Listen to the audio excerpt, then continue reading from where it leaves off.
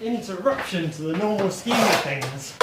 So, big tree has come down on next door's house late last night, and so now we've got exciting prospects of sorting that out.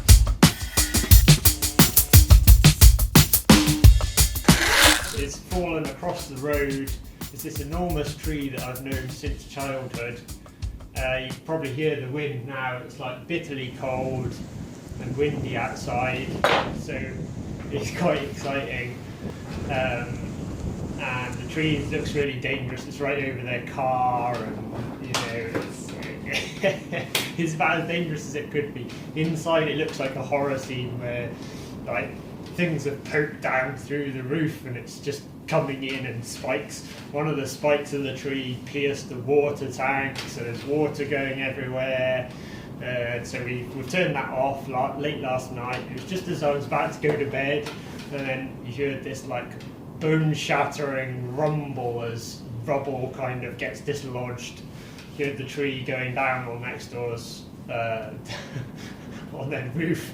It's a black poplar that's come down, and it's like quite a rare British native species, and it was a beautiful tree. It's been there all my life, so it's a shame it's come down. Seems my getting ready and revved up to go there was a bit premature, as the insurance company certainly wanted insured chainsaw tree surgeons to make it safe and particularly clear it from the house. So here they are, hats off to them. They did arrive within probably an hour and a half of calling them up. They got straight in there, set up the big chipper, and were cutting bits off. Now, maybe it's because I felt a bit like a goofy lemon on the sidelines here, not really being able to do anything, but it seemed like they were kind of going at it a bit gun-ho. That or being paid professionals, their thinking time was much less than I would have liked in that situation, given the weather conditions and the danger and all the rest of it. Either way, after that little incident, I think all three of them sobered up a bit and started taking it a bit more cautiously. Notice that the orange helmet's changed for a white one, and that's because the helmet did its job but came off the worse for it. There's always going to be unavoidable risks with any work like this. Goodness knows I've had my share of scrapes and scratches, and I always count it as a blessing when something really reminds you of the danger but without any horrible consequences. I don't know a huge amount about black poplar, the wood itself. There's some really nice big chunks here though. And both my dad and I specifically asked two of the guys, the two wearing orange, that they shouldn't cut up any of the bigger bits because we wanted to chainsaw mill them for timber, and that didn't stop old Blacktop there immediately cutting this one up as soon as my back was turned. It's probably the only time I popped indoors. I asked him as well, and that was the last of the big bits they did saw up, luckily, but they were kind of running out of light by the time they'd cleared this stuff from the roof here anyway. By the end of the day, they were clearly exhausted, had worked really hard, expected a small fir tree to have fallen on a roof. Instead, they found this monster to have to deal with. So I think they did quite a good job, really.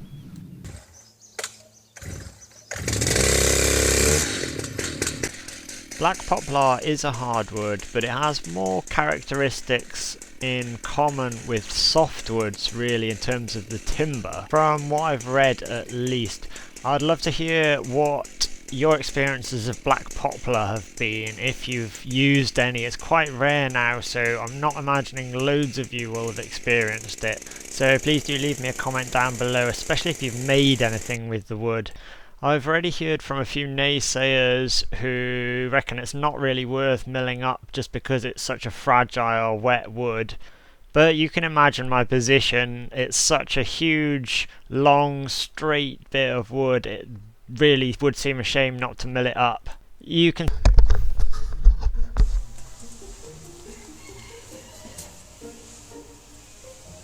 of scaffolding tower rigged together seem to work quite well.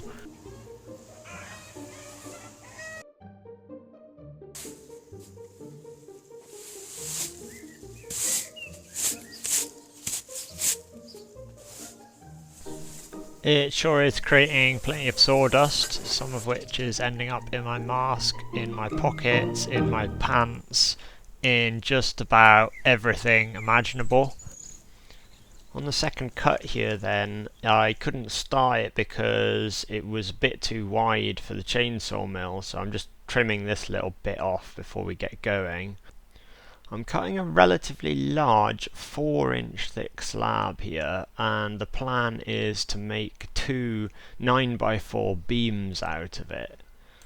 Now, I don't have any vertical chainsaw mill, which I probably could make quite easily, but instead what I'm doing is using a circular saw along one of these extruded aluminium guides, a track saw, which works really well, but even my 3-meter track is still nowhere near long enough for this huge log.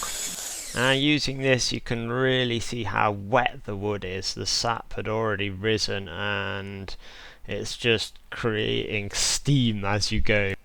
My trusty Makita saw only plunges to a depth of 2 inches, so only halfway through. So I'm going to have to flip this and cut from the other side. And now I was just drilling holes in the middle to locate the straight edges. And that's because the edge won't fit the whole length, so I need some locating mark other than at the ends.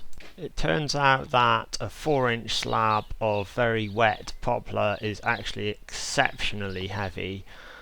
So I'm just trying to get it into a position to flip it and deciding quickly against that because I just can't flip it in place, so what I end up doing is just pushing it off the log.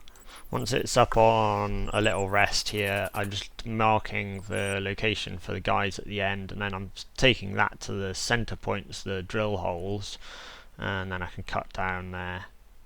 That leaves me with 2 really nice 9x4 big beams, and they'll probably end up being used for some kind of timber frame shed thing, and we can start the next cut.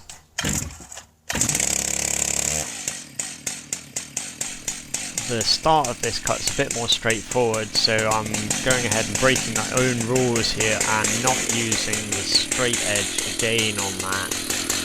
But just going for the reference edge that I've created, and that worked okay. I still prefer the safety of having the straight edge for the start so you can rest the saw on it. 2 really great things about the wood being really wet is, firstly, it's way less dusty, but secondly, the saw doesn't really need auxiliary oiling. It's really well lubricated by just how wet the wood is. So in this shot you can really see the rollerblade wheel there that bears down onto the edge of the log. You can see the problem with that straight away there, in that whenever it comes to a divot in the bark, it really wants to pull the saw into the cut, and that can tend to bog it down because it's so much force.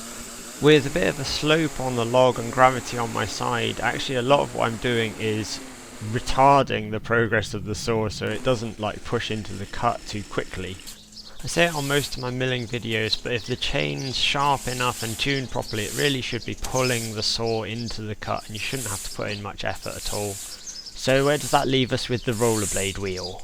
Well, my take is it's really quite awkward to use for things like this, and later I change it for a skid, which is just the sort of metal part that bears along the edge, and that works much better. The rollerblade wheel is really great when you're doing a flat surface like the edge of a beam. There's a few other modifications I make to the mill, and I'll go over them in a future video.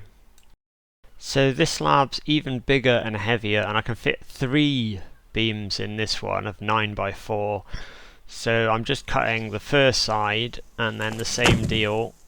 I suspect you spotted the deliberate mistake, which was I didn't drill the centre holes through, so I had to change tack on this side. So I marked it up and then used a bit of string, which was actually really quite awkward, but did sort of work. Lining the 2 cuts up so you get a perfectly sort of seamless edge is basically impossible. But for big beams like this, it's not super crucial. A run over with the planer would sort it out.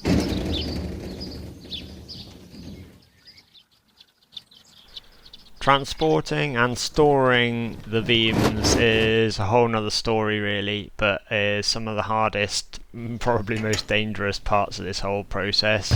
The ends of the logs and the beams are painted with an end sealer type thing to stop them drying out really quickly and help prevent cracking. Here we are finishing the next cut with the mill.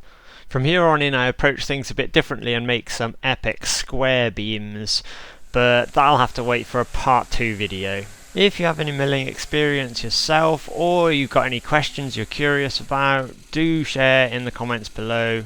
Apart from that, thanks so much for taking the time, and I'll see you in the next one.